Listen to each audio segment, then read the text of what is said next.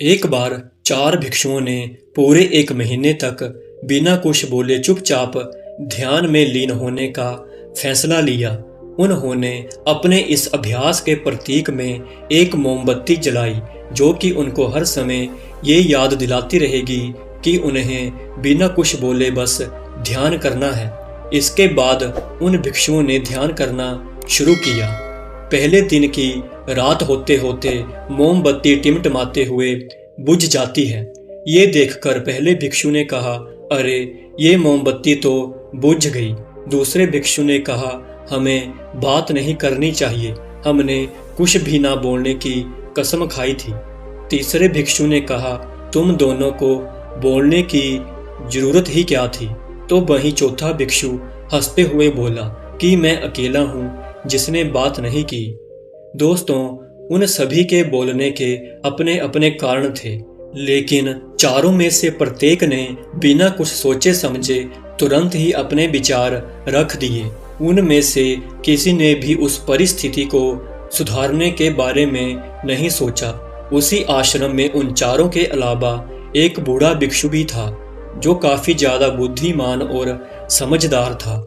वो बिना कुछ बोले और उनकी तरफ ध्यान दिए बिना ही चुपचाप ध्यान करता रहा। इस तरह से उस समझदार भिक्षु ने बिना एक भी शब्द बोले उन चारों को ही उनकी गलती का एहसास करा दिया, जो कि वो चारों बोलकर भी नहीं कर पाए थे।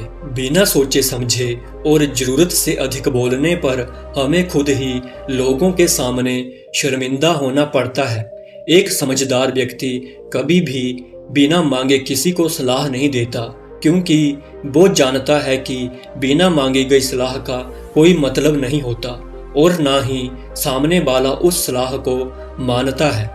लेकिन आजकल लोगों ने प्रॉब्लम बताई नहीं कि हम उन्हें सॉल्यूशन देना शुरू कर देते हैं, जबकि लोग जब हमारे साथ अपनी प्रॉब्लम्स शेयर कर रहे होते हैं तो वो हमसे कोई सॉल्यूशन नहीं चाहते, बल्कि वो तो सिर्फ ये चाहते हैं कि हम उनकी बातों को ध्यान से सुन लें, और इससे उन्हें शांति महसूस होती है, क्योंकि हम उनको जो सलाह देंगे ये उन्हें भी पता है।